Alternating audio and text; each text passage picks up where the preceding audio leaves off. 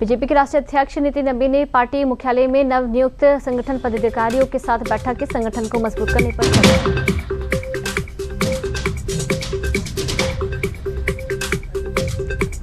बसपा प्रमुख मायावती ने सपा प्रमुख के जयंत चौधरी पर दिए 44 रुपया बयान को अमर्यादित और अति शर्मनाक बताया। मायावती ने सपा प्रमुख से माफी की मांग की है।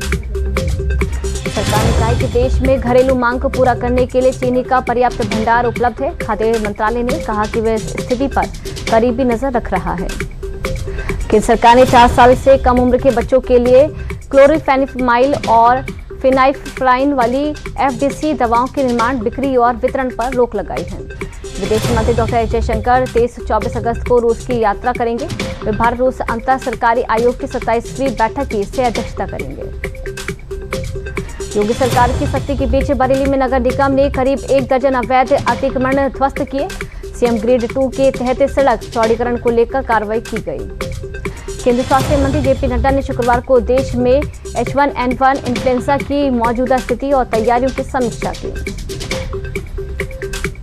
विशाखापट्टनम में यूथ समिट से पहले ब्रिक्स प्रतिनिधिमंडल ने बौद्ध विरासत स्थल थोटलाकोंडा का दौरा किया। मनसुख मांडविया ने कहा कि भारत के विरासत स्थल दुनिया के लिए महत्वपूर्ण है।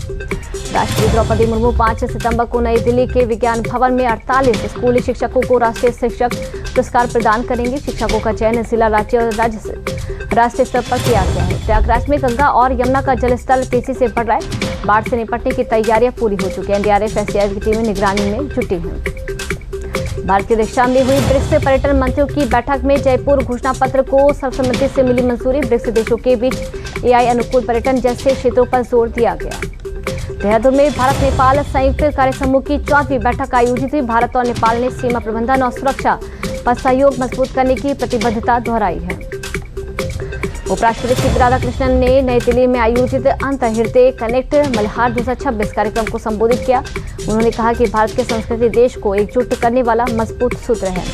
भारत ने 22 भारतीय नागरिकों को ले जा रहे 2 वाणिज्यिक जहाजों के अपहरण का मामला सोमालिया के सामने उठाया। भारतीय उच्चायोग के अनुसार सभी भारतीय नागरिक सुरक्षित हैं। रक्षा राज्य मंत्री संजय सेठ ने रांची में खनिज संशोधन विधेयक 2026 को राज्यों के आर्थिक सशक्तिकरण और खनिज चोरी रोकने वाला कदम बताया।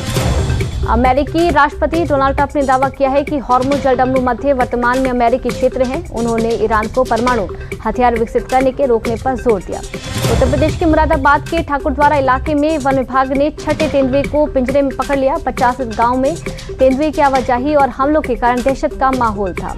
कनाडा के अल्बर्टा में नानकसर गुरुद्वारा गुरु सिख मंदिर में सुबह ही प्रार्थना के दौरान 2 लोगों पर चाकू से हमला हुआ। घटना के बाद 27 साल के एक व्यक्ति को गिरफ्तार किया गया।